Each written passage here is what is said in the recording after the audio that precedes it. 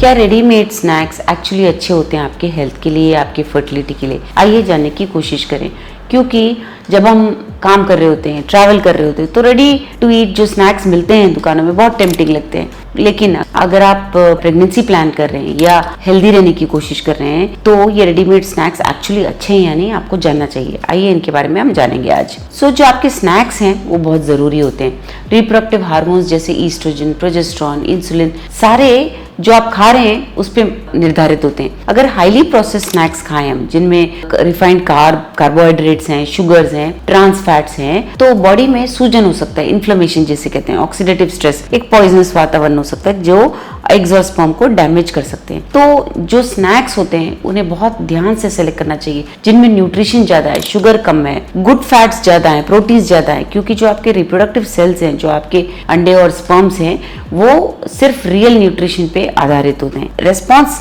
Better आता है। तो क्या ऐसे कुछ हेल्दी ऑप्शंस हैं? हाँ, कुछ ऐसे हैं जो दुकानों में मिलते हैं जो हेल्दियर हैं, स्पेशली आप बच्चों के लिए कोशिश कर रहे हो, तो ये जो ऑप्शंस हैं ये आप सेलेक्ट कर सकते हो। भुना हुआ चना दाल, ये बहुत अच्छा होता है क्योंकि इसमें प्लांट बेस्ड प्रोटीन है, इसमें फाइबर है, आयरन है, और इसकी वजह से आपका ब्लड शुगर स्टेबल रहता है, आपके एनर्जी लेवल्स अच्छे होते हैं, शुगर भी आपको कम मिलता है इससे।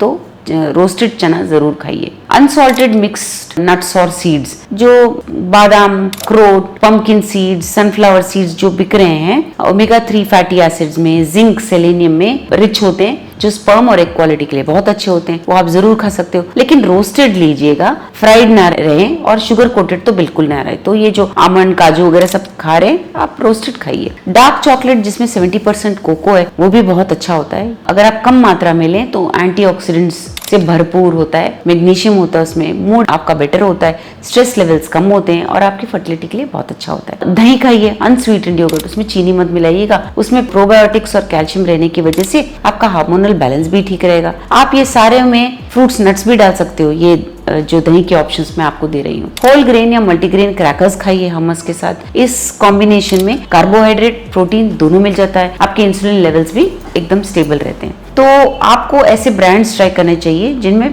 प्रिजर्वेटिव्स कम है और रियल इंग्रेडिएंट्स ज्यादा है। ये नहीं हो सका तो घर पे सैलेड्स बनाइए, स्प्राउट का सैलेड बनाइए। आजकल तो बाहर भी फ्रेश सैलेड्स मिल रहे हैं जिसमें ड्रेसिंग कम हो, कुछ ऐसे हरी पत्ती हो, उसमें पालक हो, मेथी हो, फोलेट का जो सोर्स है वो आपको इस हरी पत्ती से मिल सके, जिससे आपका एग का क्वालिटी भी अच्छा है। नारियल पानी भी बहुत अच्छा होता है। कोल्ड प्रेस जूसेस भी बहुत अच्छे होते हैं, क्योंकि ये जब आप लेते हैं आप ऑटोमेटिकली ये सोडा पीना छोड़ देते हैं या एनर्जी ड्रिंक्स पीना छोड़ देते हैं, क्योंकि इससे से आपको सारा न्यूट्रिशन मिल रहा होता है। कोकोनट वाटर में हाइड्रेशन अच्छा होता है आपके बॉडी के लिए, और इलेक्ट्रोलाइट्स खूब सारे मिलते हैं नेचुरली। तो आपको क्या अवॉइड करना चाहिए? Fried chips, noodles, bakery items, sugar energy के जो बार्स होते हैं वो अच्छे नहीं होते। आपको देखने में तो बिल्कुल ठीक लगते होंगे, लेकिन वो उसमें ट्रांस फैट्स, प्रिजर्वेटिव्स और हिडन शुगर्स रहने के कारण इन्फ्लेमेशन या हार्मोनल इम्बैलेंस हो सकता है। जो स्नैक्स लो फैट के नाम से बेचे जाते हैं उन्हें अवॉइड कीजिए, क्योंकि उनमें शुगर ज्यादा रह सकता है। प्रोटीन बार्स को स्किप कीजिए,